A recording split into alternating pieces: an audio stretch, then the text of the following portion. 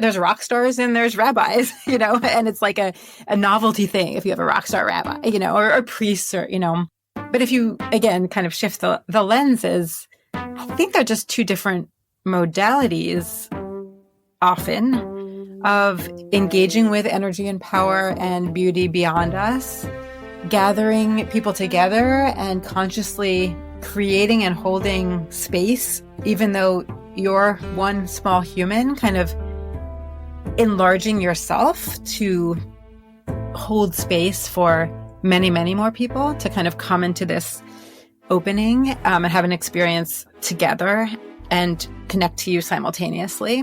And so I think kind of the same about, the technology of prayer and the technology of poem and the technology of song and, pop song versus classical music. And again, I wouldn't want to necessarily erase all distinctions. There's problems with that too. But since we love those distinctions so much in general as a culture, I like to push back against them and just sort of blur the details enough to see this almost identical shape of what's happening with each of them. That was Alicia Jo Rabins discussing the song Won't Go to Sleep, which Liz Hanlon and I wrote after being inspired by Psalm 18. I'm Shep Rosenman. This is The Rest is Commentary, where we discuss what songs inspired by the Psalms or Tehillim inspire my guests. Alicia is a writer, musician, composer, poet, performer, and Torah teacher. She combines words, music, ritual, and performance to create works of experimental beauty, exploring the intersection of ancient wisdom texts, feminism, and everyday life. Rabin's work has appeared at Lincoln Center, the Kennedy Center, and Joe's Pub.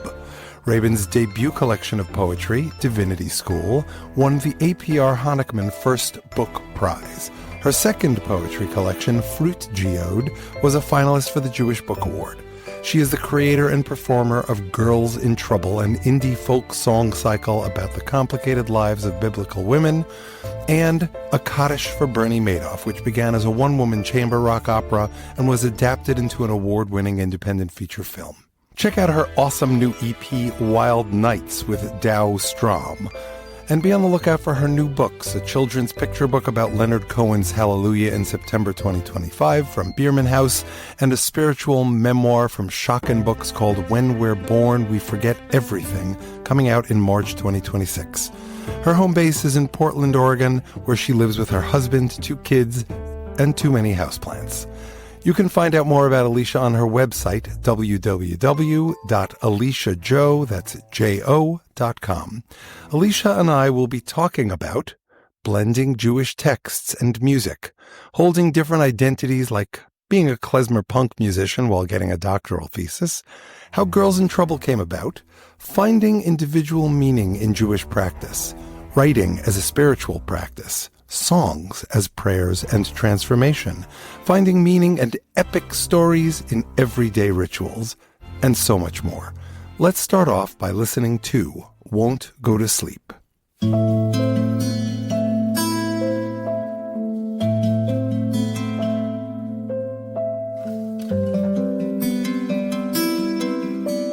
Night. Curfew descends. The stifling air defends against the chilling fear. He wants to be near. He's climbing the walls to see her.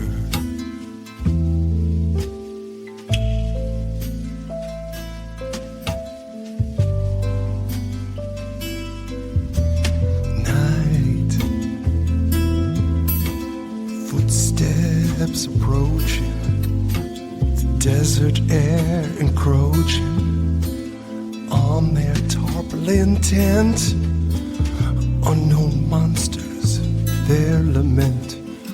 He does not want them to see her, and he won't go to sleep without the heavy blanket of her there, without the ocean of her hair. He won't go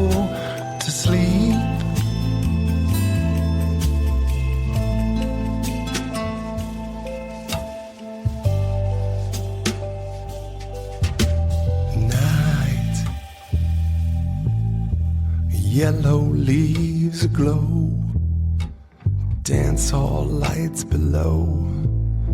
He spins her in a gyre, the sounds of battle grow. He stops the whirlwind just to see her, soaring with an angel, gliding on the wings of the wind. Still he won't go to sleep.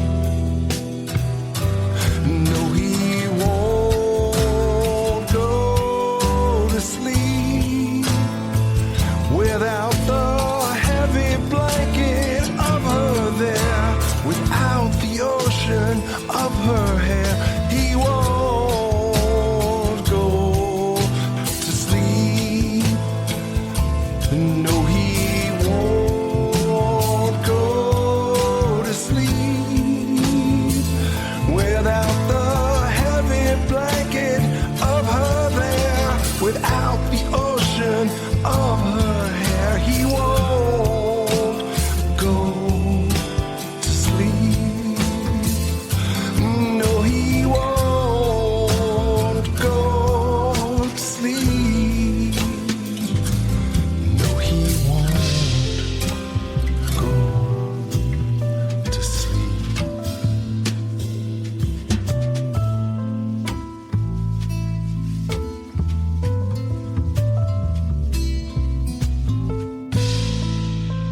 Hello there. How are you, Alicia? I'm good. It's great to see you. Same here. So I want folks to have an understanding of how we know each other. For me, I was introduced to you through the Limud movement, where I think it was the UK, though. Is that right? Is that where we met? I've done so many of them that I can't remember who I met at which. Okay. No offense. Somewhere in the Limud world. Yes, exactly. What that meant for me was I saw this incredible human playing violin, singing, and I didn't know what your project was at the time. I didn't know the history of your dissertation and all that. I was just like, oh my God, I see the roots of this. I understand she's using text and midrash as the basis for her songs. That's amazing. I thought I was the only one. So my first encounter with you was on stage, but then I don't remember how we had the personal encounter, but thus began a many-year relationships. We actually went out to see you in, I think it was Great Barrington when Maya was studying out there. Yeah. And you've even stayed with us when you've been in LA, and we're always happy to have you again. Thank you. Just before we dive into our conversation about Won't Go to Sleep, why don't you tell the audience, though I know it, like how you got to do what you do? Yes. Well, it's such a pleasure to be in the guild of midrashic musicians with you, Shep. Thank you for recognizing our kinship and inviting me to be on your podcast. So threads of my bio are separate threads that then intersect to create who I am and what my projects are now. So I grew up playing classical violin and learning classical composition with a little bit of a avant-garde kind of push to it. And I was just lucky to have this incredible traditional classical music education in Baltimore, where I grew up.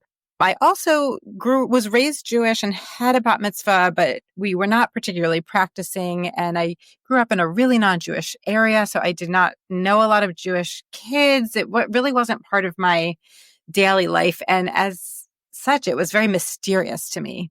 And then the third strand is that I was always a writer and loved writing poetry, especially. And so when I went to college in New York, I was majoring in creative writing, also playing, instrumental, like orchestral music, and playing with bands as well, and playing fiddle music. And then I met my first Orthodox Jewish person who turned out to be a great friend of mine. In the end, we became great friends. And she was sort of having her first encounter in the secular world, actually having been raised in a very tight modern Orthodox community, and then going to Barnard, which is a women's college in New York, which has both a lot of radical feminists, which is what I was arriving as, and then actually a lot of kind of traditional Jews, which is what she was arriving as. So we had this wonderful friendship where I kind of taught her about my world, which she hadn't been exposed to before. And she taught me about her world, which even though I had been raised Jewish, I really didn't know anything about text. And I didn't know anything about halakha, Jewish law, Jewish practice, and the real kind of system of traditions that you can kind of step into and kind of, in my experience, kind of join the way my ancestors might have thought about time, cycles, rituals, which I realized after I started learning about them that I had really missed that, and I had been looking for it in a lot of places that I didn't realize that it was right there at home in Judaism. So after college, I went to Pardes, which is a modern Orthodox yeshiva that's open to all, and you don't have to live a certain way to study there. They just want everyone to be able to study Torah. Pardes is in Jerusalem. In Jerusalem, yeah. So I had this incredible privilege of kind of arriving with the alphabet, barely.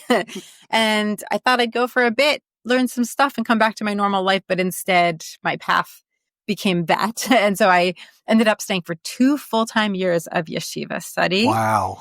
Really immersed in definitely the texts, also the practice and the community.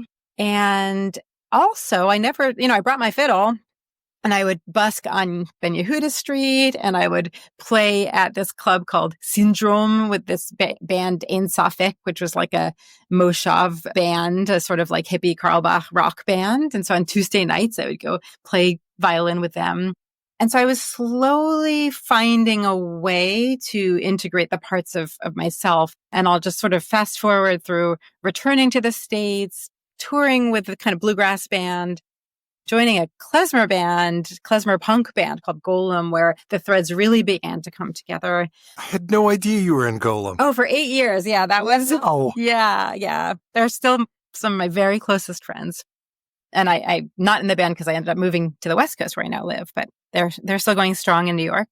Then, in my sort of mid to late 20s, deciding to get a master's degree in Jewish studies at JTS, which is the conservative school on the Upper West Side. And they had a program in Jewish women's and gender studies that I felt really drawn to because I had always had this feminist orientation. And so I was continuing to tour with Golem and write my poems. And meanwhile, I studied for this master's in Jewish studies, kind of focusing on stories of women in Midrash, in Jewish legend. And then at the end of 2 years, I had completed all my requirements except for the thesis for the master's. And I had this wonderful mentor, Rabbi Dr. Bert Vysotsky, and he sort of realized I was dragging my feet a little bit, and he knew I'm usually very on time, compulsive about these things. So he said, Alicia, he called me and said, what's going on? And I said, I just feel like these women have really come to life for me. And I'm not a brilliant academic. A brilliant academic could write a paper that would bring them even further to life. But my heart is that I'm an artist. And if I write them into a paper, I just felt like I would be squishing them back down onto the page. And he had come to see me perform with bluegrass bands in Golem. And he said, well, why don't you use your art to bring these women to life in your own voice? And so he helped me convince the director of the department to accept a musical master's thesis. She said, as long as you really annotate them with your sources, which was no problem because I am very geeky. So at the end of that, I had about 5 songs about women, different women characters in Midrash. I wrote them in the voices of these women that I had come to have such strong relationships with. Some were girls, these characters, and some were women. Golem was on a record label called J-Dub at the time, which was a Jewish music record label. So I went and I was friends with the guy who ran it. And I said, listen, I have these songs and they sound very folky, but it's very Jewish source material. And I played them for him. And he said, oh, if you make a full album, we'll put them out. This is Aaron? And that's Aaron Bisman, yes, who's been wonderfully supportive for many years. And so that's what happened. So that's how my master's thesis turned into a touring band, because once there was an album, I wanted to tour with it. Is your master's thesis called Girls in Trouble? It didn't have a name, but I had to think of a name once it became an album. And I was at my friend had an extra ticket to a Morrissey concert. Not like a huge Morrissey fan, but I was there. It was this huge concert and I just was watching Morrissey and this name popped into my head and I was like, that's it. Amazing. That's a So great story. in summary, ever since I've had the privilege of combining my love of writing, because it's songwriting. So as, like you, I'm working with words, my love of music, since they're songs, and my love of, traditional Jewish texts, especially from a feminist perspective. And my very passionate day job since returning from Jerusalem has been Jewish education. And I especially love bringing Torah, Midrash, and ritual and Jewish traditions into spaces where they may not always be the most obvious thing, or working with families who aren't deeply involved but have curiosity about it. And so this project has been incredible because it allows me to work as an artist. And then also there's a whole kind of educational element of it that I can sort of harness the power of art to bring these women into the room and hand them over to a new generation. Having seen you perform multiple times, including at Paper or Plastic on Pico. Yes, that was lovely. I remember that night in particular really well because I was struck by the fact that your performance in that space and other performance, but they're not traditional performances. It's not just, I'm going to play you songs. It's songs with education, and it's very fluid. It doesn't feel education-y. And that's one of the things that I love about coming to see you play. I appreciate that. And listening to your music, it's the same way. It's like you're ingesting this tradition and history as a listener that's really very powerful. I'm sure you know who Peter Himmelman is. Mm-hmm. So Peter also does this. The difference is that he doesn't define himself or describe himself as a Jewish educator, but it's beyond that. But if you know the texts, so many of his songs are rooted in Tehillim and in the Bible and in Mishlei and all that stuff, Proverbs. Absolutely. And same with my absolute favorite, Leonard Cohen. Same thing, sure. He's not out there necessarily teaching the youth, specifically Torah verses, and yet he's just bringing them to life and spreading it so beautifully through his music. So I will say this, on some level, I feel like I'm looking in the mirror when I hear all the descriptors. Our musical styles have overlaps. I was not classically trained. I was the guy who quit guitar lessons after 3 lessons when my teacher, Bernie Marcus, he was great, but I said, can you explain to me why the musical staff and notation structure is organized the way it is? And he was like, why? I'm like, because I'm a why guy. I need to know this. And he was like, I can't really. I can give you, every good boy does fine and whatever FACE stands for that I don't remember. And I was like, this isn't going to work for me. I'm going to watch Ari Goldsmith at the next Kumsitz and ask him questions. Now, much later in law school, I sat down and studied jazz theory and techniques with Anthony Wright. So I have an appreciation for theory and I have an appreciation for technique. And in that way, it is a mirror image. We're coming at it from different places. But one of the things that I marvel at with your stuff is that even though you come from this very classical background, it just feels very natural and informal, even when it's practiced.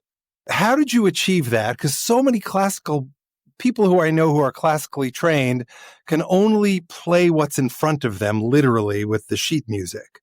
I think a few lucky things came together to make me the musician I am. And one of them is that I started playing violin at age 3 because my mother saw a Phil Donahue special on the Suzuki method. Oh, wow. And so she, I don't come from a family of musicians. My grandparents sort of were, but my parents don't play. And so she looked in the phone book and found this, Peabody Conservatory had a kids division in Baltimore. And the Suzuki method, which is what they taught with, is very focused on ear training. And part of the sort of innovation, the chiddush of that method, is that you're not beginning linked to the page at all, really. And for me, that was such a great way to learn because it all comes, the ear and the heart is sort of the primary mechanism for me of music, and eyes are just not the primary mechanism of music. Right. And so, I know there's incredible musicians who began by learning also how to read music. But for me, that came a few years later. And so I think that primacy of like music as speech, and speech is improvisatory, right? We're not planning out what to say and then saying the perfect thing. We're improvising in real time. And I think learning music as a language that young, it's the same part of my brain that is playing. Yeah, that makes a lot of sense. I love that explanation. And it dawns on me that I was trained in Suzuki, but without the method. Oh, no. I mean, for me, it was, and I'm dating myself. We had these things called LPs and cassette decks. So like I would wear out the heads of the cassette decks by playing it over and over. And like, okay, I'm really having trouble figuring out this chord or this part. Let me slow it down. Yeah. And that meant going into the cassette deck and grabbing the screwdriver to change right? Oh my The whole thing.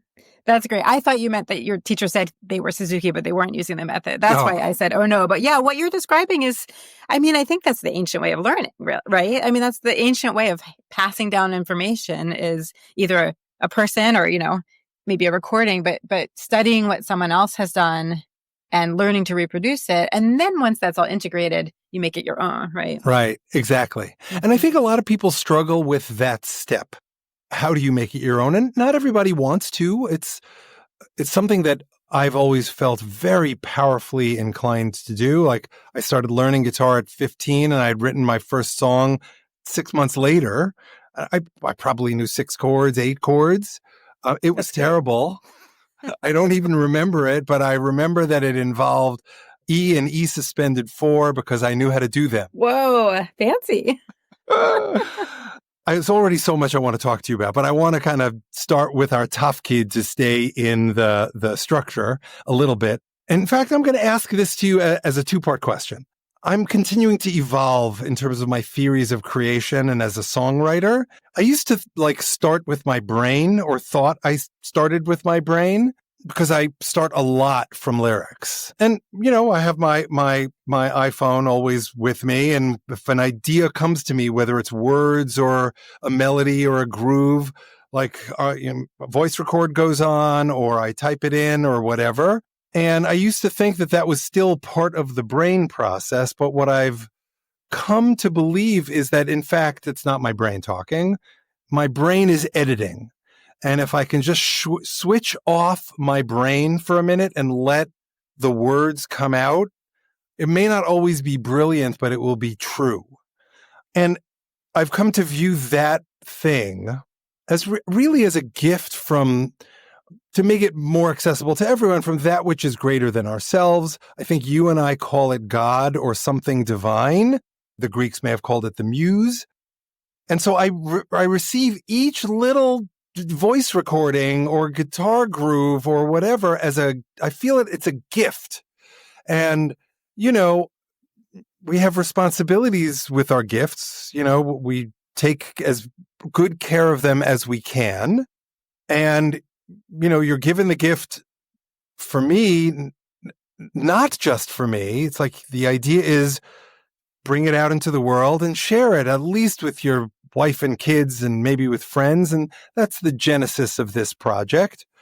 In the way that I feel like I'm receiving a gift, I offer these songs as gifts to friends and mentors like yourself and ask in the same way that I was inspired, what did it inspire in you? Doesn't have we don't have to like every gift we get, right? But just what did it inspire in you?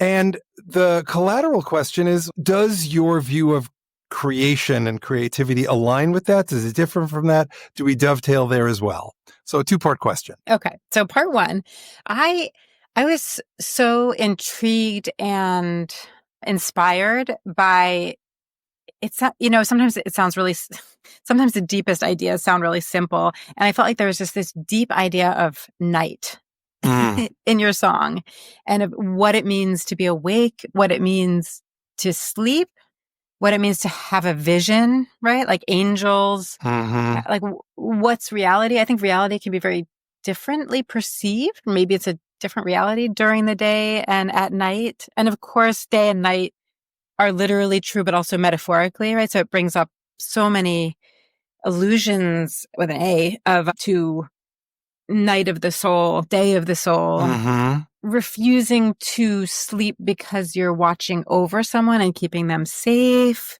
refusal to sleep because you're keeping yourself safe or because someone's telling you to sleep and you don't want to sleep. And of course, as a parent, like that's a whole other just kind of ideas of like the tensions between autonomy and devotion, right? Like, and it's how sometimes a refusal is an act of autonomy and sometimes it's an act of devotion and sometimes it's actually both.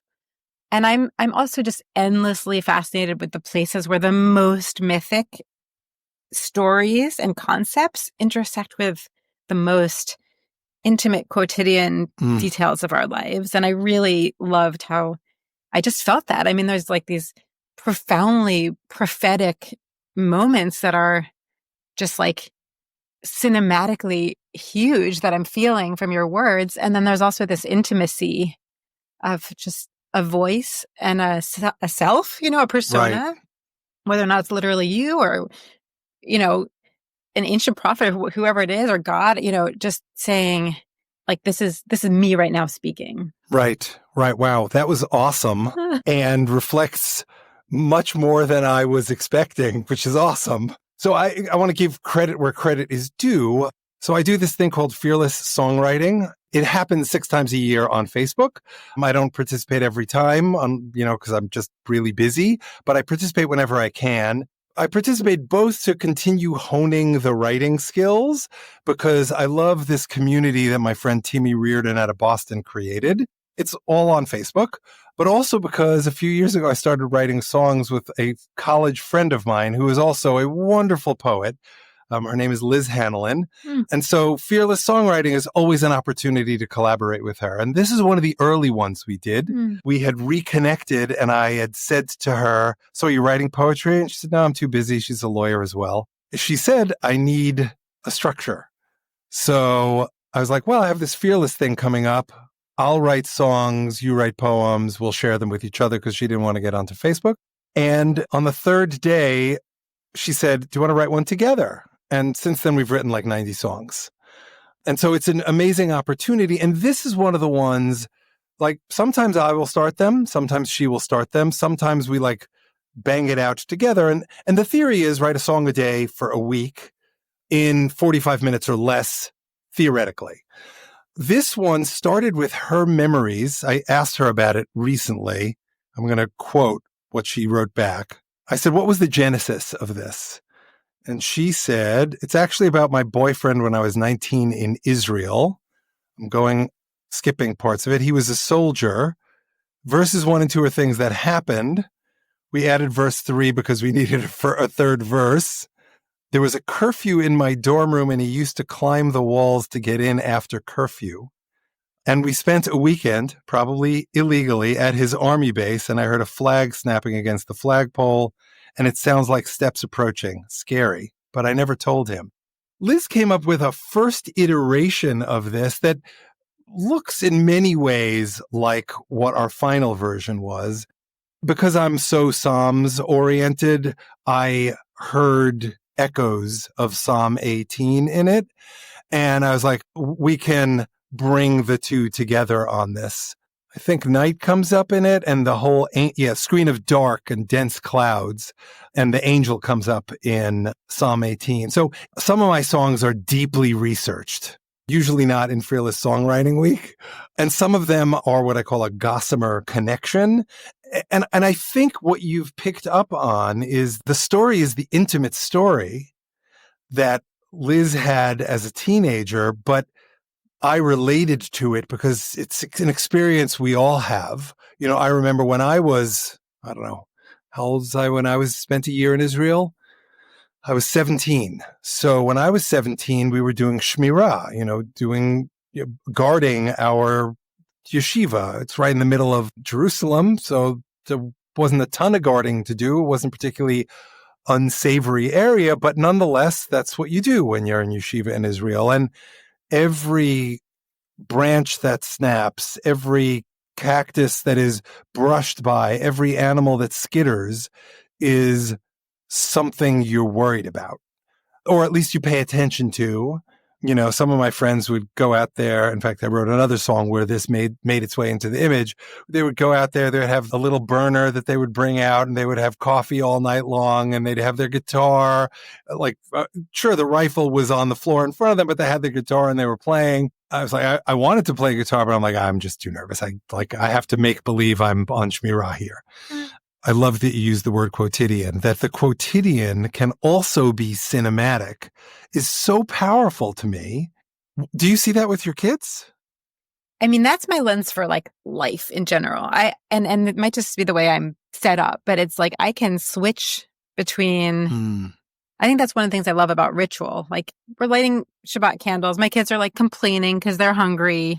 On one level, I'm like a mom who's thinking like, will my children grow up to be ungrateful sociopaths, And on this other level, I'm stepping into this space that countless generations of ancestors have just like stood around these candles. And I might not, relate to almost anything else about their lives, or maybe I would, I don't know. But like the year 500, someone back there was doing the same thing. And toggling is just a big part of how I live my life. I think it's part of how I give myself perspective and make meaning. And I've always had this relationship with time where I can like fast forward or rewind very easily in my head. And the challenge is that sometimes it makes it hard to be like present in the simple present. So I'm always working on that. But just the zooming out part is sort of how I'm oriented. And maybe that's why I felt a little silly when you were explaining the origin of the song, because I'm like, oh, yes, actually, I think I also, I received it with these beautiful texts that you sent. So I read the lyrics along with those. So I was really reading on this kind of epic level of prophecies that it came along with. But I think that's what Liz and I are very different.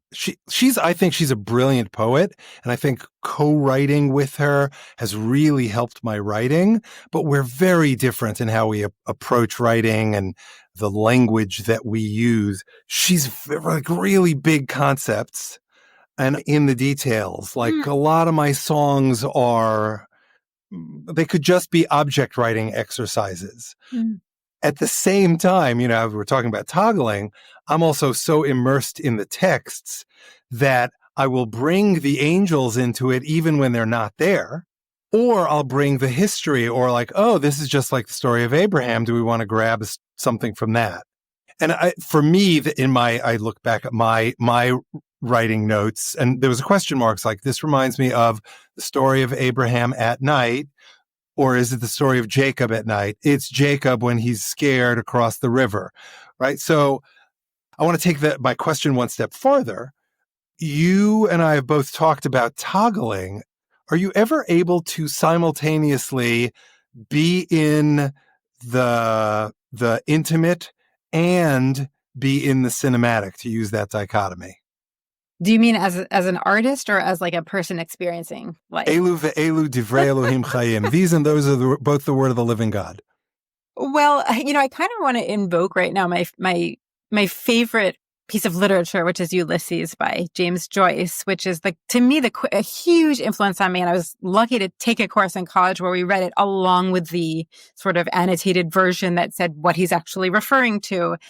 And doing that at age 17, 18, I think it really brought out this part of my brain that was probably already there. But I saw that and I was like, this is it. Because for those who aren't familiar, James Joyce takes the entire epic of Homer's Odyssey from ancient Greece and rewrites it in a single day of a guy who's actually Jewish wandering around his hometown of Dublin on June 16th, 1904.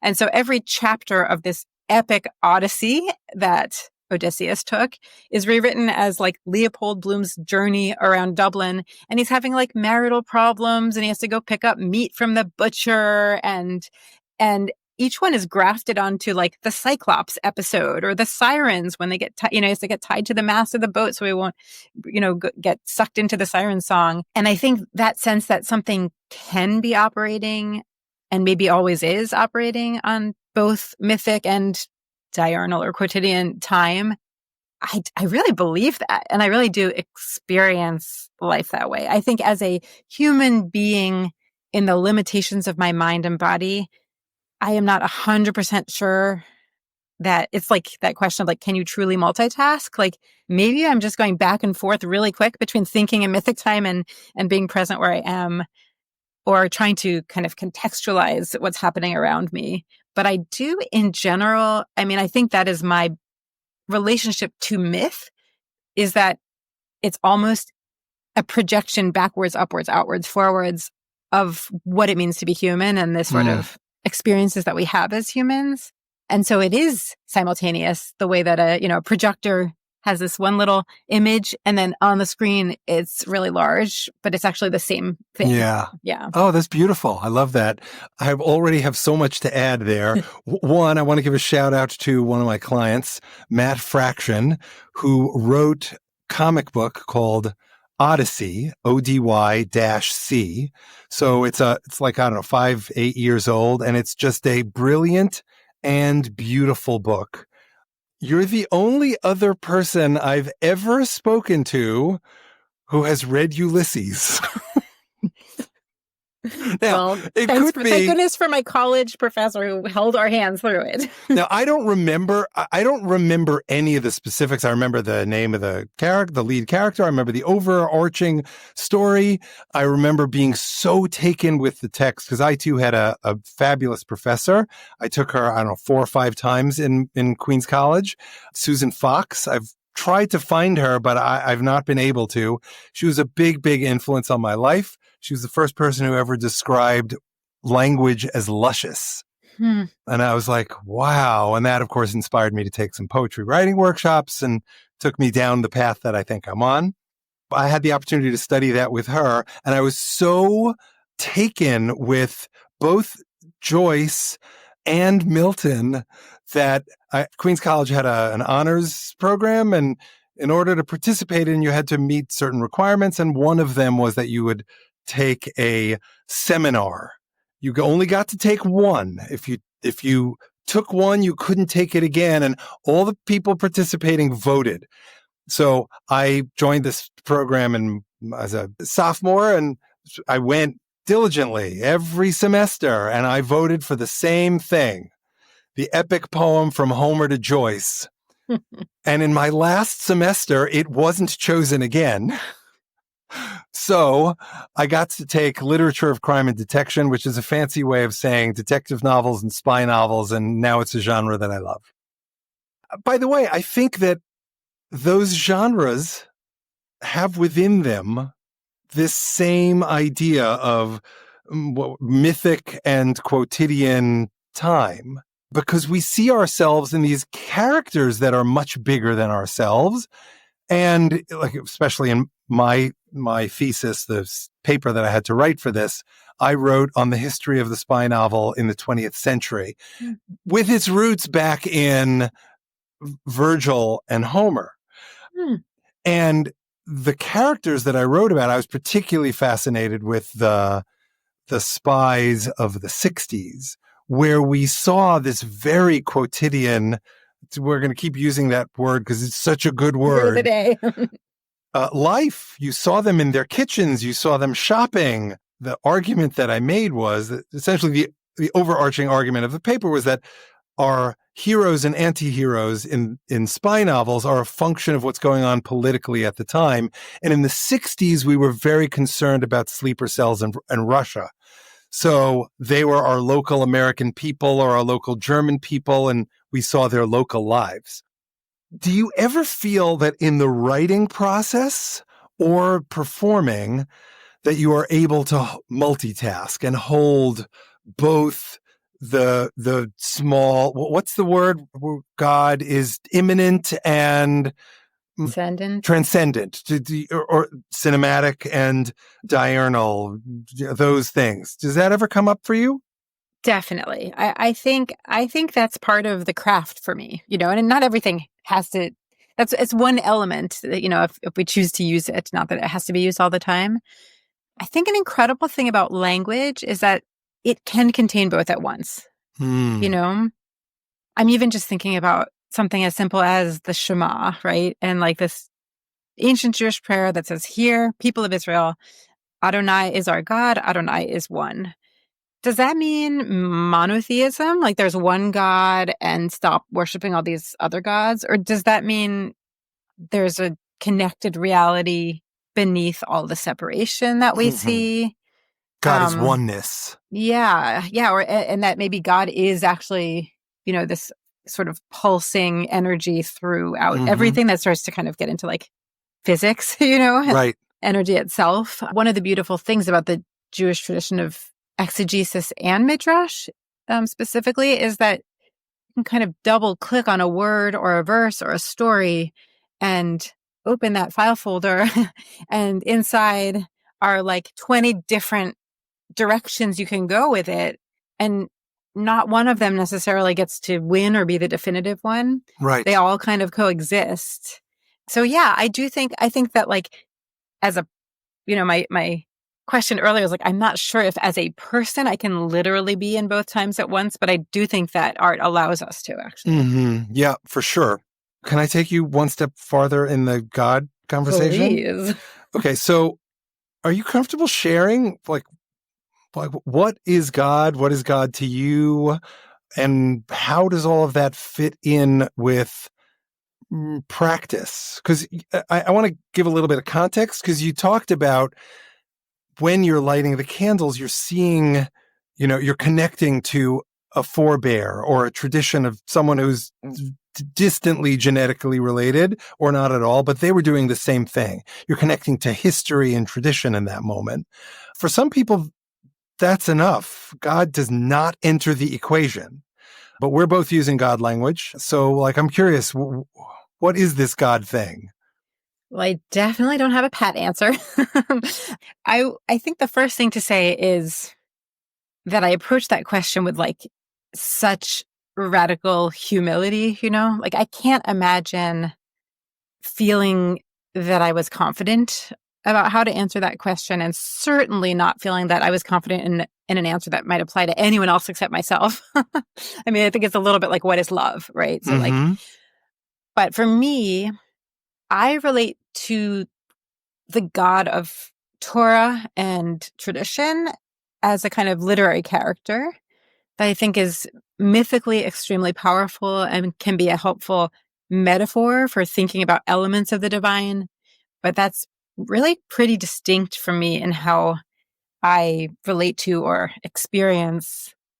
Maybe the simplest way to say it is that idea that the Jewish name for God, Yud, He, Vav, He, is a conflation of was, is, and will be into a single unpronounceable word. And the sense that what I experience as a human is time moving in this linear direction. And I think that's actually a limited experience, and that there is some kind of obliterating truth of just everything being all at once. And I think it contains all the good and all the bad and all the power.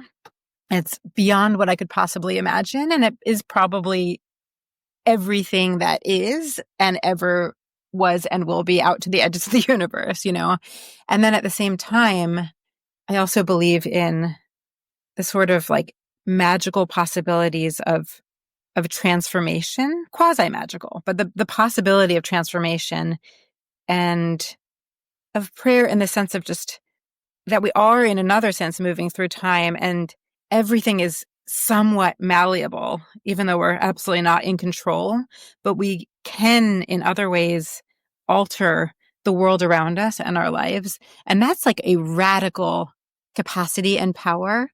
And sometimes it feels like ours, and sometimes it feels like it's accessing something beyond us to channel it. And that's a much more kind of personal relationship with the divine, even though it's still not personal in the sense of like a person. But I am of the camp that kind of finds it helpful to think that to kind of imagine that I'm speaking to a being that can hear me in some way, even though that's not really what I believe. So I guess it's back to immanent and transcendent. Like I simultaneously believe that the divine is absolutely everything and kind of the most personal possibility of like, I can reach out to this person who I'm having conflict with, and that can actually truly heal or do what I can to heal this relationship. And that matters. And there's I can kind of step into a force that is helpful in that direction.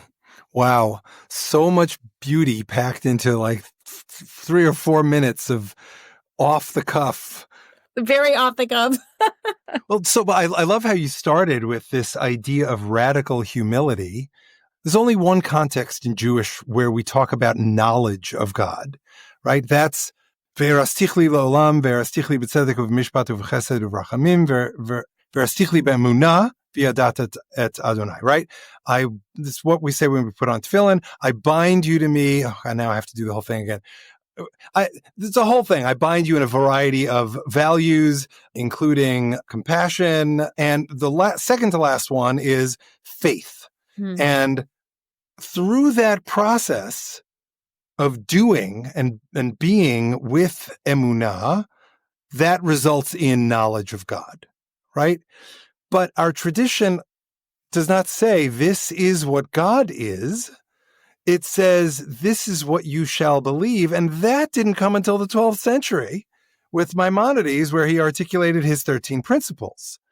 When God is asked the question, according to our texts, God tracks basically what you were saying in the formulation of Yud, Hey, Vav, Hey, by saying, Ehyeh asher ehyeh, I will be what I will be, which could mean I'm different things to every one of you, or it could mean, don't bother me, puny human, you're never going to understand, or it could mean the formulation that I heard from our Rabbi Sharon Browse, God is always becoming. Yes. Yes. And the nice thing about God always becoming is that, well, God doesn't have to be the old vengeful God of the Bible. And God can also change God's views about the way we treat women, homosexuals, people from different communities, notwithstanding what's in the Torah, though we have to find a way to balance what God said in the Torah, the last form that we believe was communicated to us directly, that was written down. For all we know, there's a bunch of Moshes and Ezras in the world today, and they feel like, I'm just going to be looked at as a lunatic, so I'm not going to say anything. Or it could be that the way of prophecy has come to be through music, where it doesn't matter what's in the text, as long as we're interpreting something godly. Hearing you say Rabbi Browse's becoming idea, which I absolutely feel as well, makes me want to sort of give a little nuance that the sense of being all time at once. I think another way of saying that is constantly unfolding. Right. Yeah, that's beautiful. Do you view your songs as prayers? Any of them? I don't know if I completely believe in the distinction between a song and a prayer. Okay. Or at least I like to blur it. I'll say it that way. I mean, one thing I like to think and talk about is the fact that the first piece of literature or writing that we know the name of the author in human history is a hymn to the goddess Inanna by the Sumerian priestess Enheduanna. And I love that it's by a woman, and I love that it's by a priestess, and I love that it's essentially a poem hymn, right? Sure. And speaking of rewinding, I think there's a way that we can kind of go back. Like, there's a lot of very useful elements of the way that modern Western thought likes to divide everything into micro disciplines. And like, if I have a hand issue, I want to be able to go to like someone who specializes in hand issues, right? I don't just want necessarily the general practitioner. And there's also a sense in which we can lose track of like for example, the category of healer, right? In that language.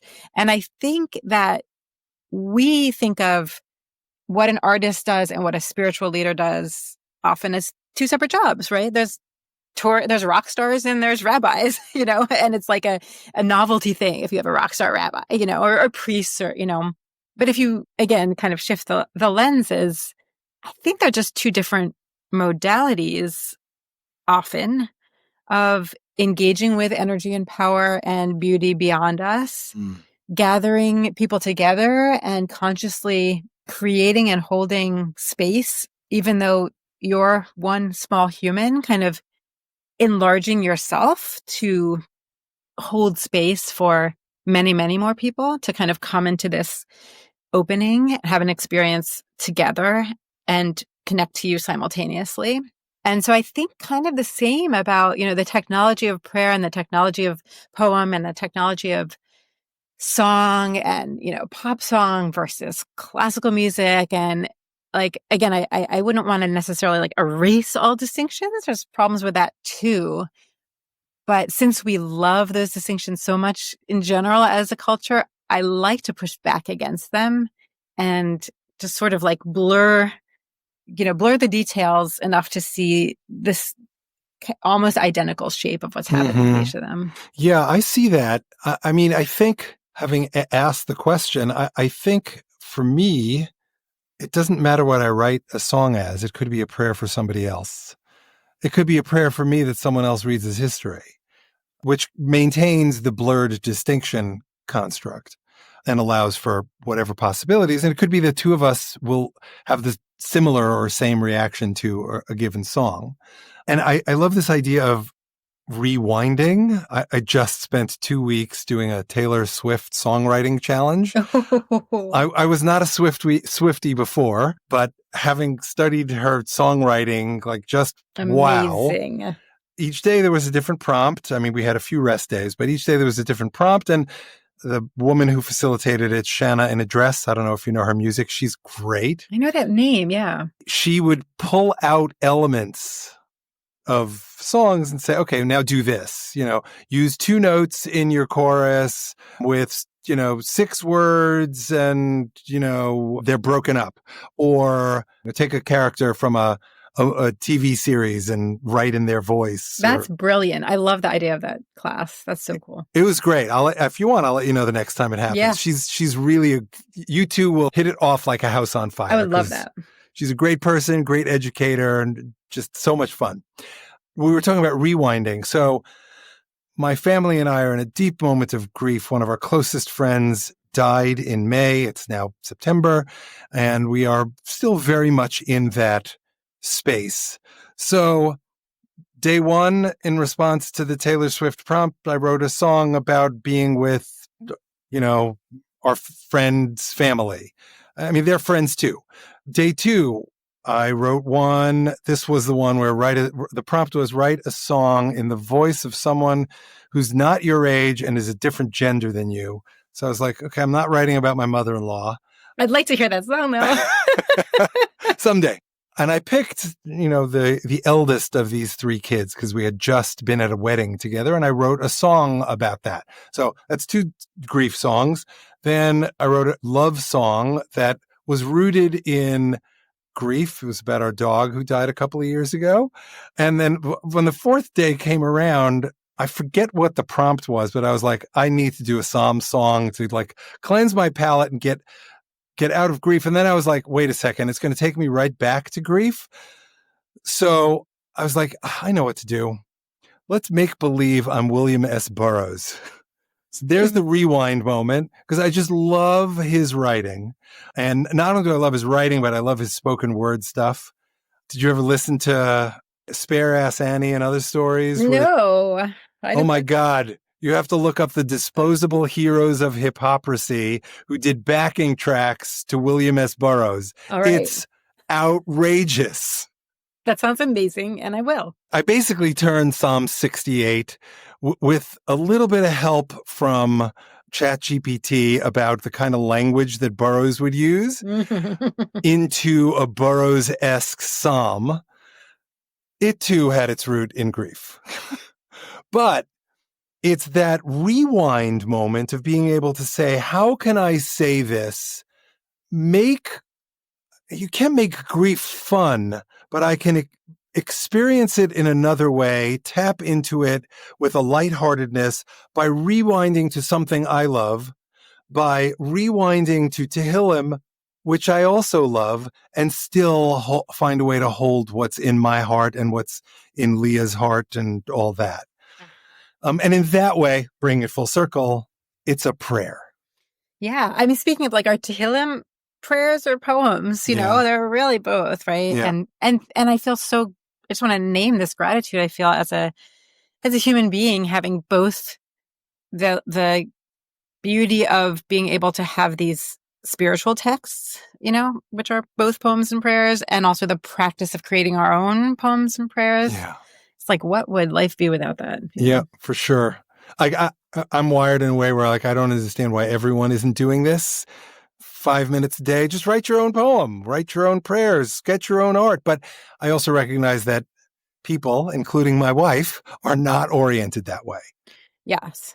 Yeah. However, I do think that, writing is one way of doing it, but just the idea of prayer, right? Mm-hmm. Of like just, and whether it's going to synagogue or church or mosque or whatever, or just being like, oh, please let this happen. I think that that's exactly, to me, it's actually the same motion internally as writing a song or writing a poem, of just like attuning to something that's inside as opposed to all the outside stuff, and letting something kind of bubble up, and I think probably most of us do that. It just might not be in the form of like writing down a poem or, picking up a guitar. I would say that I think a lot of people they're not oriented to whether it's gratitude or appreciation unless directed. So by way of example, Sherry and I, we spend a lot of time in Oxnard.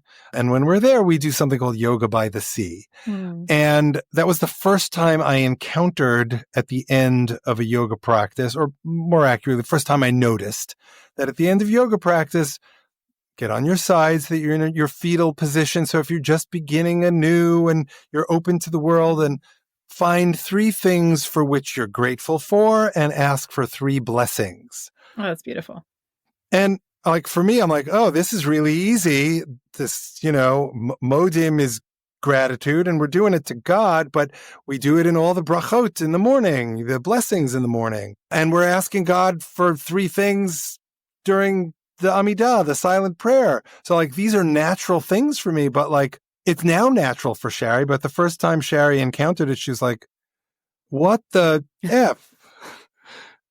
I don't want voodoo here. I just came to stretch. Wow.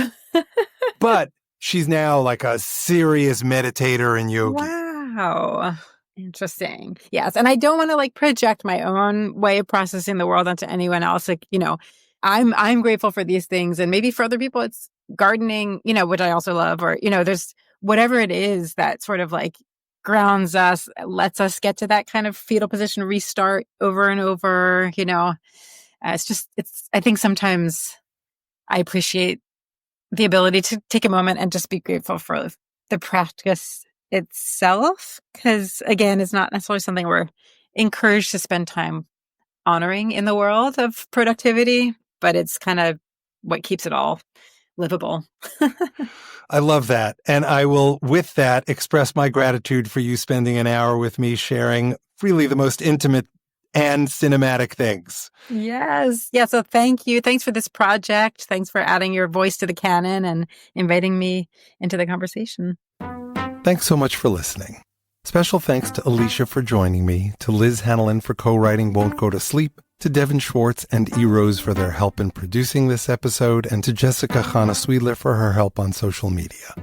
You can find Won't Go to Sleep and all of the other songs in this song cycle on most platforms that stream or download music, including Spotify and Apple. In the next episode of The Rest is Commentary, I will be talking with acclaimed film and television producer and my brother, Tzvi Howard Rosenman. We discuss music as a bridge for connection and expression, the ways grief and joy can coexist, platonic love, how language shapes our emotional and spiritual worlds, identity and authenticity, art and activism as fuels for social justice, and how discovering the divine in our everyday relationships can transform our lives, and so much more. All inspired by Tzvi's thoughts after listening to Knitted Together, inspired by Psalm 18 and my dear friend Ivan Wolkind. May his memory continue to be a blessing. Ivan's Yahrzeit, the anniversary of his death, will be the week we release this next episode. Please join us.